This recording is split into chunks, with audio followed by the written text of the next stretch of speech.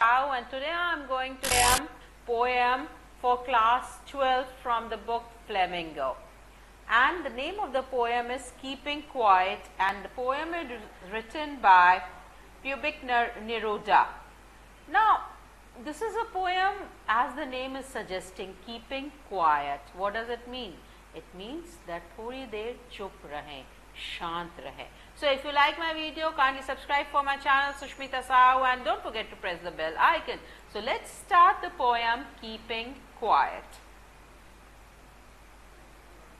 So here we go with the poem Keeping Quiet by Pubic Neruda, and here I read the poem with the explanation. Basically पहले मैं आपको इसका सार बता दूं.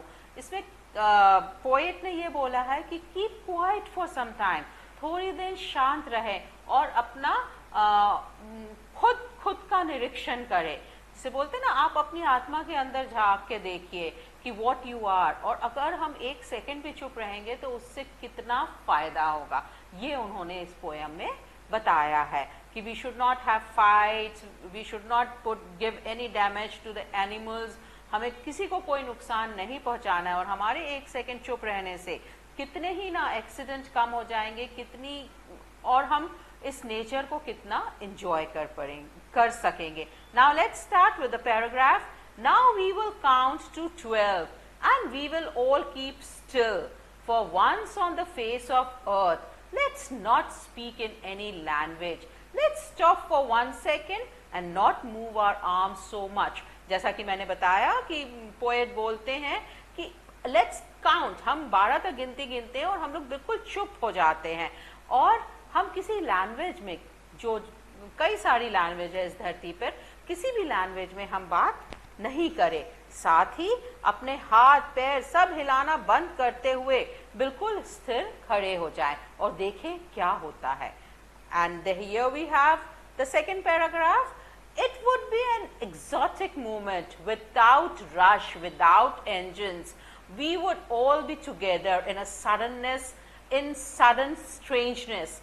इसमें पोएट बताते हैं कि ये मूवमेंट ऐसा होगा जहां हम अपनी दौड़ में नहीं दौड़ रहे होंगे, हम इंजन जैसे काम नहीं कर रहे होंगे, हम सब एक साथ होंगे. एक अद्भुत स्ट्रेंजनेस के साथ हम लोग सब एक मेक से जुड़े होंगे. Fishermen in the cold sea would not harm whales, and the man gathering salt would look at his hurt hands.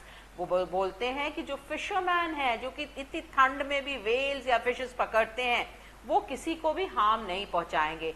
साथ ही जो लोग सॉल्ट बनाते हैं, उनके हाथ बहुत, बिकॉज सॉल्ट से बहुत ज़्यादा उनके हाथ को डैमेज हो जाता है, तो उनके पास टाइम होगा कि वो रुक के अपने हाथों को दे सके. इसमें बेसिकली कवि ये बता रहे हैं कि हम अपनी जिंदगी में, अपनी दौड़ में, अपने कामों में इतना व्यस्त हो गए कि हमें एक समय ही नहीं मिलता कि हम अपने आप को भी पलट के देख सके. जिसके लिए वो बोलते हैं कि आप थोड़ा शांत होएं और आत्मा का निरीक्षण करें, स्वयं का निरीक्षण करें.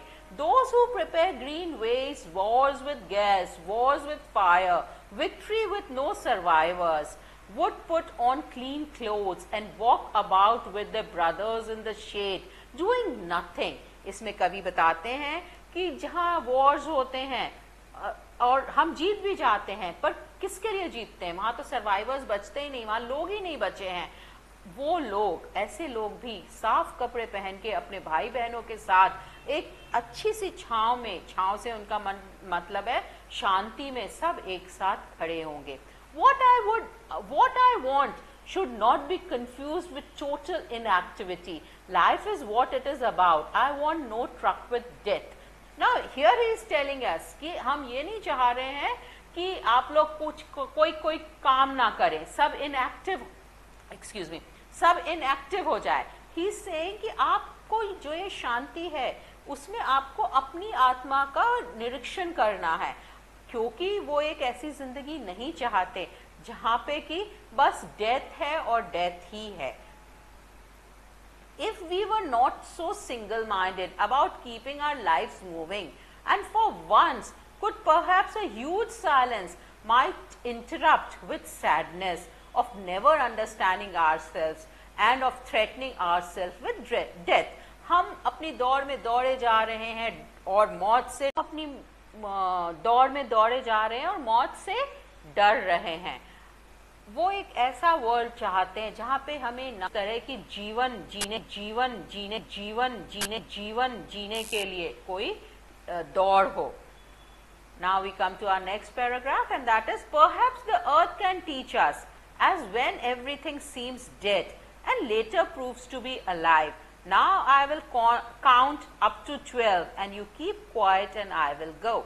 So here the here the poet is telling us कि शायद ये अर्थ से हम कुछ सीखें, जहाँ एक सीजन आता है जब बहुत बर्फ होती है, बिल्कुल ठंडक हो जाती है और सब मरा सा प्रतीत होता है, पर जैसे ही थोड़ा समय बीतता है सब चीजें फिर से लाइफ हो जाती है। There he is saying, perhaps the earth can teach us, as when everything seems dead, जब हमें सब ऐसा लगता है कि सब कुछ भी नहीं है इस दुनिया में, बट थोड़ी देर बाद या थोड़े समय बाद फिर से हरियाली आती है, फिर से छोटे छोटे पत्ते आते हैं और अर्थ अपने आप को वापस वैसा ही पाती है। Then he says, now I'll count till 12 and if you keep quiet. अब हम 12 तक काउंट करेंगे, आप लोग सब शांत रहे, जब आपका 12 कंप्लीट होगा तब मैं यहाँ नहीं होगा।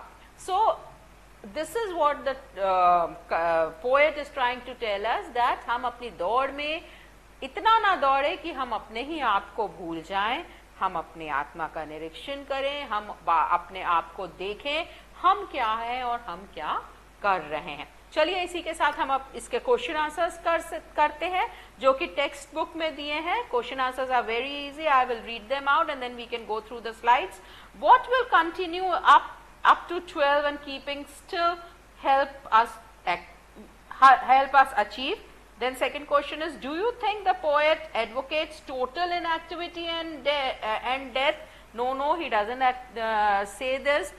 What is the sadness that the poet refers to in the poem? What symbol from nature does the poet invoke to say that there can be life under apparent stillness?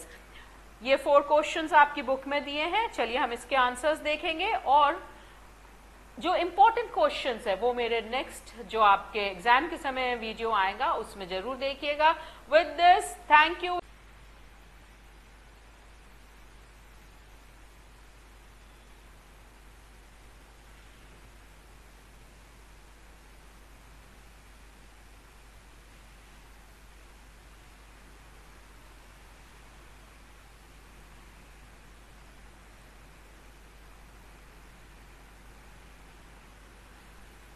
Thank you very much. I hope so you might have understood. If not, then kindly put it in the comment box. I am sure I'll be able to explain. Thank you. Bye. Take